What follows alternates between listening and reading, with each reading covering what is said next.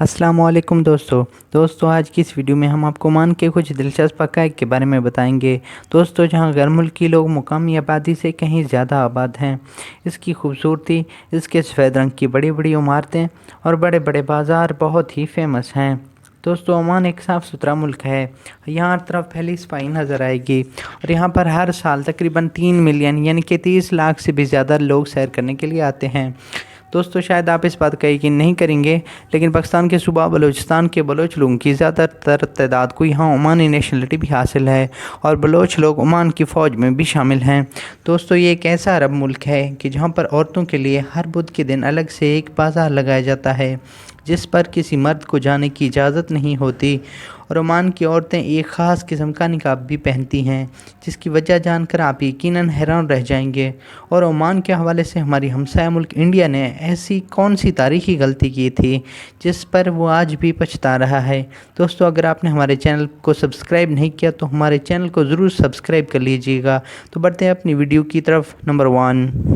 दोस्तों, साल 1970 से साल 2020 तक ओमान पर हुकूमत करने वाला सुल्तान कबूस ने अपनी पहली शादी अपनी कज़न कमीला से की थी, जो कि चंद ही साल चल सकी। और फिर सुल्तान ने एक इंडियन औरत से शादी की। उन दोनों शादियों के बावजूद सुल्तान औलाद की नेमत से महरूम रहे। इंडियन औरत से शादी करने का फ़ायदा इंडियंस ने खूब उठाया और आज ओमान में आपको इंडियंस की बहुत ज़्यादा तादाद नज़र आएगी, ख़ास तौर पर शार्ट कोर्स इंजीनियर, जो कि ओमान की इकानमी में बहुत रोल प्ले करते हैं। सुल्तान कबूस के बारे में एक दिलचस्प हक़ाइक़ ये भी है कि वो क्लासिकल म्यूज़िक के बहुत बड़े दिलदादा थे और उनका अपना 120 नंबर का ऑर्केस्ट्रा मिडल ईस्ट में बहुत ही फेमस था। और ये अहम मौका पर सुल्तान के साथ बैरूनी दौरे पर जाकर अपनी परफॉर्मेंस से सबका दिल जीता करता था।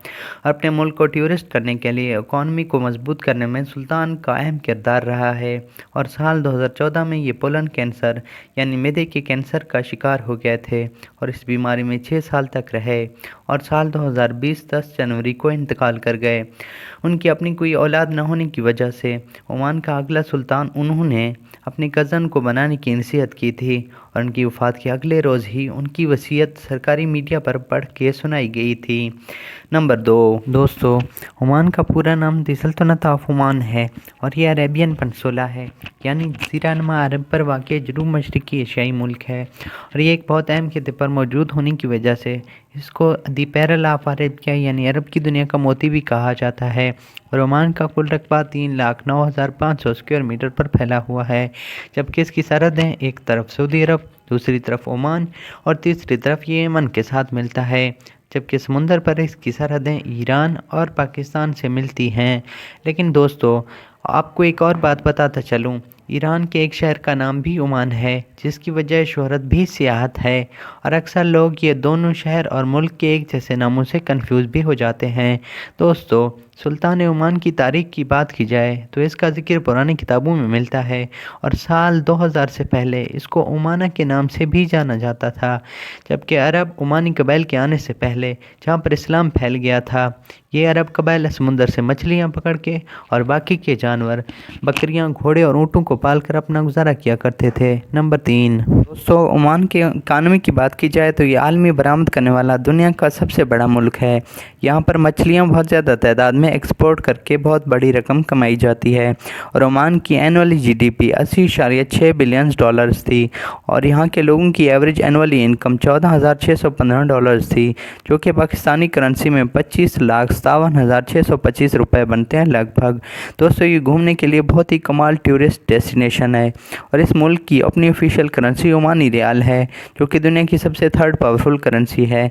दोस्तों, आपको ये सुनकर भी हैरानी होगी कि 1970 में यहाँ इंडियन रुपीज़ और मार्गन ट्रेसा टिलर करेंसी के तौर पर इस्तेमाल होती थी और फिर बाद में सुल्तान कबूस ने ओमानी रियाल से तब्दील किया था और आज ओमानी रियाल पाकिस्तानी करेंसी में 477 रुपये के आसपास है, जो कि डॉलर, पाउंड और यूरो से भी ज़्यादा है। ओमान इकॉनमी के लिहाज से बहुत ही मजबूत मुल्क है और यहाँ के शहरियों को इनकम टैक्स भी नहीं देना पड़ता और होटल्स, रेस्टोरेंट और टैक्सी ड्राइवर भी पर टिप भी नहीं लेते, सिर्फ सर्विस चार्जेस ही लेते हैं। दोस्तों آپ کو یہ جان کر حیرانگی ہوگی کہ جب ایک عمانی شہری 18 سال کا ہوتا ہے تو گورنمنٹ اس کو گھر بنانے کے لیے جگہ دیتی ہے، اگر اس کی پیڈ منتھلی 10,000 سے کم ہے تو گھر بنانے کا خرچہ بھی گورنمنٹ ہی دیتی ہے۔ دوستو کیا آپ بھی ایسے ملک کی نیشنلٹی حاصل کرنا چاہتے ہیں جہاں پر بغیر پیسہ لگائے آپ آرام سے گھر بنا سکیں؟ اپنا جواب ہمارے کمنٹ سیکشن میں ضرور شیئر کریں۔ نمبر 4، دوستو کیا آپ جانتے ہیں کہ آخر انڈیا نے ایسی کون سی غلطی کی جس پر وہ آج بھی پچھتا رہا ہے؟ دوستو عمان کے سابق حکمران تیمور بن سعید نے بھارت کو گوادر سٹی کوڑیوں کے بھاؤ میں بیچنے کی آفر کی تھی، جس کو نہرو کی گورنمنٹ نے یہ کہہ کر انکار کر دیا تھا کہ اس بنجر علاقے میں آخر کیا پڑا ہے۔ دوستو آپ کو بتاتا چلوں کہ گوادر شہر اور اس کے ڈی واٹر پورٹ ریاست عمان کا حصہ تھی، اور یہ سال 1947 سے ہی پاکستان گورنمنٹ کی کوشش تھی کہ یہ علاقہ عمان سے پاکستان خرید لے۔ انڈیا کے انکار کے بعد سن 1958 میں گوادر شہر اور بندرگاہ کو $3 ملین میں عمان سے خرید کر پاکستان کا حصہ بنا دیا، اور آج گوادر کی بندرگاہ گیم چینجر کے نام سے بھی جانی جاتی ہے، جس نے ایران UAE کی بندرگاہوں کی اہمیت کم کر دی ہے، اور آج بھی بھارت اپنی اس غلطی پہ پچھتا رہا ہے اور گوادر کی بندرگاہ کا کھیل کوئی نہ کوئی پروپیگنڈا اور بلوچستان میں بد امنی پھیلانے میں کوئی موقع ہاتھ سے جانے نہیں دیتا۔ یہ جگہ ماضی میں عمان کا حصہ ہونے کی وجہ سے بہت بلوچ لوگ عمان کی نیشنلٹی بھی حاصل ہے، اور بلوچوں کی بہت بڑی تعداد روزگار کے لیے عمان میں موجود ہے۔ نمبر 5، دوستو سال 1970 سے پہلے سلطان تیمور بن سعید نے تیل کے ذخائر یہاں پر دریافت ہونے کے باوجود، ایک اسٹریٹجک پوزیشن ہونے کے باوجود عمان کو آئسولیشن میں رکھا، جس کا اندازہ آپ اس بات سے لگا سکتے ہیں کہ سلطان سعید بن تیمور کی حکومت میں ایک بھی ہوٹل موجود نہیں تھا، اور یہاں پر رہنے والے لوگ بہت ہی غربت کی زندگی گزار رہے تھے۔ لیکن ایک سلطان کے اکلوتے بیٹے قابوس بن سعید نے برٹش حکومت کی مدد سے اپنے والد کی حکومت کو گرا ڈالا اور خود سلطان بن گئے۔ یہ وہ دور تھا جب سلطان نے بیرونی رابطے بڑھانے کا فیصلہ کیا اور ملک میں ٹورزم کو خوب پاپولر کیا۔ اس نے پورے ملک میں ہوٹلز تعمیر کروانے اور ہیلتھ، ایجوکیشن اور انفراسٹرکچر پر خوب توجہ دی۔ عمان کا ہیلتھ کیئر سسٹم دنیا کے ٹاپ 10 سسٹم میں آتا ہے، اور یہاں کے ملک کی سڑکیں بالکل صاف اور کھلی ہیں، اور یہاں سڑکوں میں کہیں بھی آس پاس گندگی نظر نہیں آتی۔ یہ عرب ممالک میں سب سے پہلا ملک تھا جس نے عورتوں کو ووٹ ڈالنے کا حق دیا تھا، اور پارلیمنٹ میں بھی عورتوں کی سیٹ موجود ہے، لیکن گورنمنٹ کے سب اختیارات سلطان کے پاس ہیں۔ سلطان کی طاقت کا آپ اس بات سے اندازہ لگا سکتے ہیں کہ سلطان اپنے ملک کا حکمران ہونے کے ساتھ ساتھ اپنے ملک کے چیف آف آرمی سٹاف بھی ہیں، اور منسٹر آف ڈیفنس بھی خود ہی ہیں، اور منسٹر آف فارن افیئرز بھی، اور چیئرمین آف سینٹرل بینک بھی خود ہی ہیں، یہاں تک کہ عدالتوں کے جج بھی سلطان اپنی مرضی سے اپوائنٹ کر سکتے ہیں۔ سلطان قابوس چاہیں تو کسی کی سزا معاف بھی کروا سکتے ہیں، اور چاہیں تو یہ سزا بڑھا بھی سکتے ہیں، اور اس پر کوئی بھی آرگومنٹ نہیں کر سکتا۔ سلطان کا حکم ہی حرف آخر مانا جاتا ہے۔